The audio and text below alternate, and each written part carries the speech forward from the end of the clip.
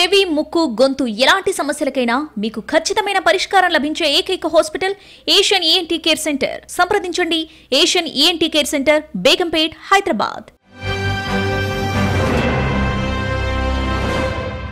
టాలీవుడ్ని ఒక రకంగా శాసిస్తున్నటువంటి పెద్ద చలనచిత్ర నిర్మాణ సంస్థల మీద ఇన్కమ్ ట్యాక్స్ రైడ్లు అనేవి సంచలనంగా సినీ పరిశ్రమ వర్గాల్లో చర్చకు తావిస్తున్నాయి. ఇటీవల భారీ హిట్లు సాధించినటువంటి దిల్ రాజు ప్రొడక్షన్స్, అదే సమయంలో ఎర్నేని వాళ్ళకి చెందినటువంటి మైత్రి మూవీ మేకర్స్, వీళ్ళిద్దరి మీద ఇళ్ల మీదే కాకుండా ఆఫీసుల మీద బ్యాంక్ అకౌంట్లను సీజ్ చేయడం, ఇలా రకరకాలైనటువంటి రూపాల్లో ఇన్కమ్ ట్యాక్స్ రైడ్ చేసింది. అయితే ఇది ప్రధానమైనటువంటి కారణం. దీనికి ఆయా సంస్థలు స్వయంకృత అపరాధం కొంత అయితే, ఢిల్లీ స్థాయిలోంచి వచ్చినటువంటి సమాచారం మేరకు మాత్రమే ఈ సంస్థల మీద ఇన్కమ్ ట్యాక్స్ వాళ్ళు 60 బృందాలుగా దాడులు చేశారంటూ స్థానికంగా సమాచారం వెలువడుతోంది. ముఖ్యంగా చూస్తే కనుక లెక్కల పరంగా, అంటే వీళ్ళు పోటాపోటీ వాతావరణం వల్ల కావచ్చు, లేదంటే హీరోలకి ఒక భూము ఎలివేషన్ ఇవ్వాలని కావచ్చు, లేదంటే మార్కెట్ని క్రియేట్ చేసుకోవడానికి కావచ్చు, వీళ్ళు చూపుతున్నటువంటి లెక్కలు, తమ కలెక్షన్ల పరంగా చూపుతున్నటువంటి లెక్కలు,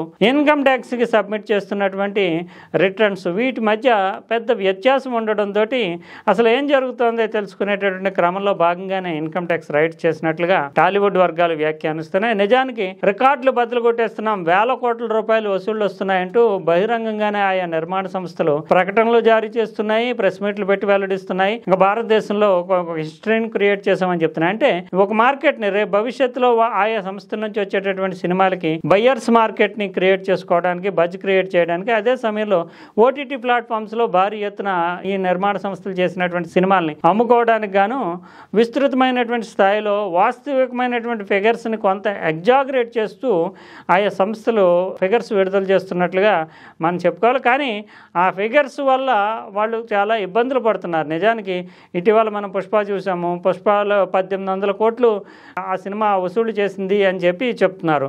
తర్వాత హీరోకే 300 కోట్లు ఇచ్చాము రెమ్యునరేషన్ అని చెప్తున్నారు. గేమ్ చేంజర్ సినిమా తీసినటువంటి మన దిల్ రాజు, సంక్రాంతికి వస్తున్నాము, ఆంధ్రప్రదేశ్లోనే ఇప్పటికే వారం రోజుల్లోనే 200 కోట్లు వసూలు చేసింది అనేటటువంటి కలెక్షన్ వివరాలు, ఇవన్నీ వాస్తవానికి. అదే సమయంలో చూస్తే కనుక వీళ్ళు ఇన్కమ్ ట్యాక్స్ రిటర్న్స్ దాఖలు చేసినప్పుడు మాత్రం నష్టాలు చూపించడమో, లేదంటే 1-2 కోట్లు మాత్రమే వార్షిక టర్న్ ఓవర్లో భాగంగా, లాభాల్లో భాగంగా ట్యాక్సులు కట్టడము. హీరోలు అయితే నిజానికి 100 కోట్ల రూపాయలు రెమ్యునరేషన్ తీసుకున్నటువంటి హీరో ట్యాక్స్ రూపంలోనే 30% పై కానీ సూపర్ రిచ్ ట్యాక్స్ తో కలిపి 40 కోట్ల వరకు ఇన్కమ్ ట్యాక్స్ డిపార్ట్మెంట్ కి చెల్లించాల్సి ఉంటుంది. కానీ చెల్లిస్తున్నాము రెమ్యునరేషన్ 100 కోట్లు 200 కోట్లు అని చెప్తున్నప్పటికీ హీరోలు మాత్రం సినిమాకి పెద్ద హీరోలను చూసినా 5 కోట్ల నుంచి 6 కోట్లు మాత్రమే ట్యాక్స్ రూపంలో చెల్లిస్తున్నట్లుగా ఇన్కమ్ ట్యాక్స్ వర్గాలు చెప్తున్నాయి. అదే సమయంలో ఇంకా చిత్ర నిర్మాణ సంస్థల విషయానికి వస్తే 1000 కోట్లు 1200 కోట్లు 1500 కోట్లు వ్యాపారం చేసినట్లుగాను, దానికి అదనంగా 200 నుంచి 250 కోట్ల రూపాయలు ఓటీటీ ప్లాట్ఫామ్స్ కి విక్రయాలు జరిపినట్లుగాను చెప్తున్నటువంటి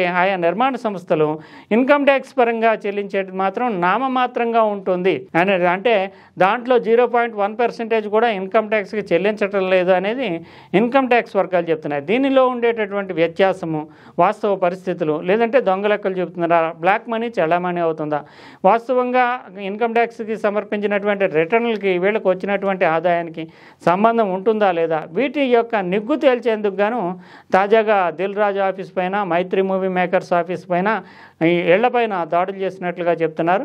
ఇది ఒక రకంగా వీళ్ళు సృష్టించుకున్నటువంటి ఒక ఇమేజ్ చట్టము, లేదంటే భూము క్రియేట్ చేసుకోవడం, దానివల్లే ఇన్కమ్ ట్యాక్స్ యొక్క దృష్టి వీళ్ళ మీద పడిందని చెప్పాలి. గడిచినటువంటి నెల రోజులుగా చూస్తే కనుక ఏ సినిమా నిర్మాణ సంస్థ మీద కానీ, ఏ హీరో మీద కానీ ఇన్కమ్ ట్యాక్స్ పెద్దగా దృష్టి పెట్టలేదు. కానీ తెలుగు సినిమా నిర్మాతలు, తెలుగు చలనచిత్ర పరిశ్రమ ఉత్తర భారతదేశంలో కూడా సాధిస్తున్నటువంటి విజయాలు, తర్వాత వీళ్ళు బాక్సాఫీస్ సంబంధించి వసూళ్ల మీద చేస్తున్నటువంటి భారీ ప్రకటనలు, అదే సమయంలో ముందస్తుగా ఇన్కమ్ ట్యాక్స్కి సంబంధించి చెల్లింపులను చూస్తే, రిసిప్ట్స్ని చూస్తే కనుక దానికి దీనికి చాలా వ్యత్యాసము, పొంతం లేనటువంటి తీరు ఉండడము, వీటన్నిటినీ దృష్టిలో పెట్టుకునే తాజా దాడుల్ని కొనసాగించారని చెప్పాలి. ముఖ్యంగా ఇంకా మరింత లోతుగా దర్యాప్తు చేస్తూ టాలీవుడ్కి పగ్గాలు వేసేటటువంటి ప్రక్రియని కూడా ఇన్కమ్ ట్యాక్స్ చేపట్టింది. అసలు నిజానికి బ్లాక్ మార్కెటింగ్, బ్లాక్ మనీ ముఖ్యంగా చలామణి అవడానికి ఈ సినీ పరిశ్రమ ఒక కారణంగా నిలుస్తోంది అనే అంచనాలు కూడా ఉన్నాయి. ఎందుకంటే చేస్తున్నటువంటి ఖర్చుని రెట్టింపు చేసి చూపించడం ద్వారా బ్లాక్ మనీ చలామణి అవడానికి కూడా తెలుగు చలనచిత్ర పరిశ్రమ ఒక కారణంగా, ఒక మార్గంగా ఉపయోగపడుతుందనే అంచనాలో కూడా ఇన్కమ్ ట్యాక్స్ వర్గాలనే. అందువల్లనే దీనిపైన చాలా లోతైనటువంటి పరిశోధన చేసేందుకు ఇన్కమ్ ట్యాక్స్ ఎగవేత బృందాలు కూడా ప్రత్యేకంగా దర్యాప్తు చేస్తున్నట్లుగా మనకు తెలుస్తోంది. వినికిడి లోపం ఉన్న వారికి అడ్వాన్స్డ్ హియరింగ్ ఎయిడ్స్ లభించును. సంప్రదించండి Asian ENT care centre, Begumpet, Hyderabad.